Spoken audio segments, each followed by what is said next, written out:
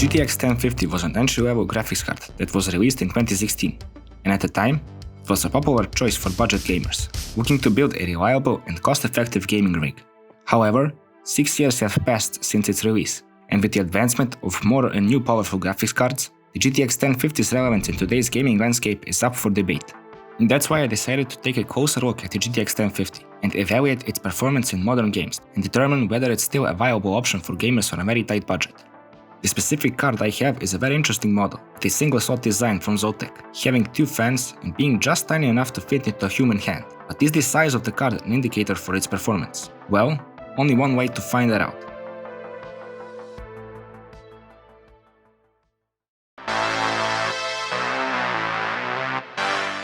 Starting off with Elden Ring, the card actually does a decent job maintaining the FPS at around 40, with a few stutters here and there, with an overall stable experience. Surely not the most impressive graphics wise, but still, for such a GPU, it's something you just have to accept. It's 1080p after all, something I'll be aiming to achieve with most games today. It's not really acceptable to be using anything less than 1080p in my opinion.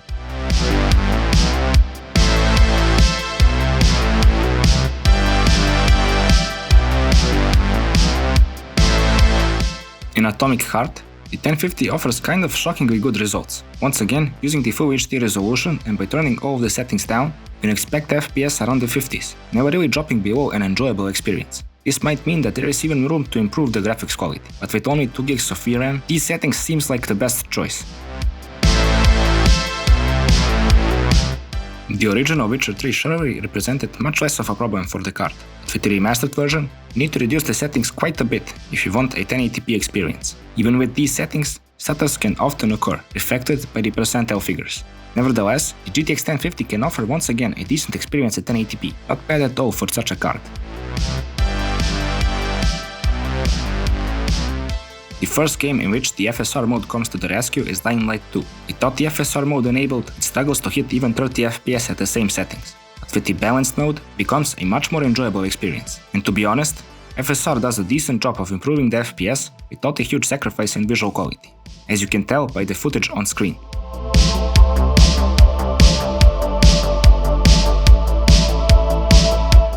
In Far Cry 6, although seemingly not as required as in Dying Light 2, the FSR feature really helps out here, keeping the FPS from dropping under 40, with really minimal loss in visual quality, as it is the least powerful mode for the FSR feature. Once again, the 1050 shows that 1080p is more than doable, with a decent frame rate. It's doing better than I expected, to be honest.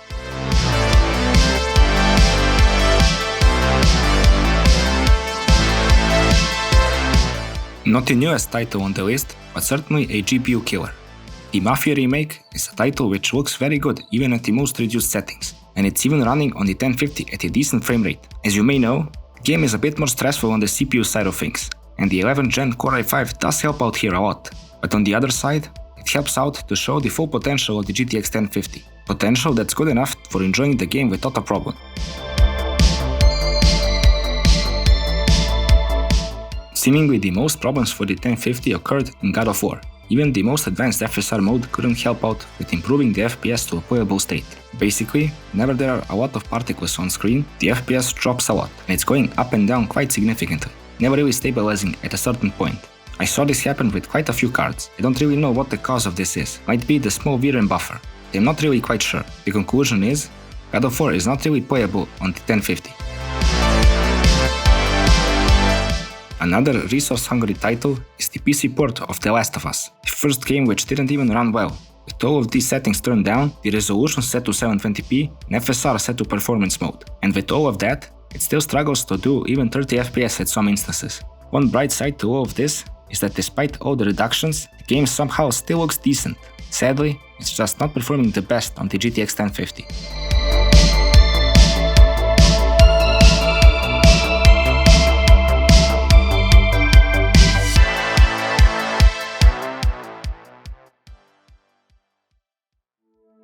After all the testing with the GTX 1050, it becomes clear that the graphics card has held up well, even after a long time since release. It still manages to deliver, let's say, okay performance in many modern games, especially with the FSR feature helping out with that.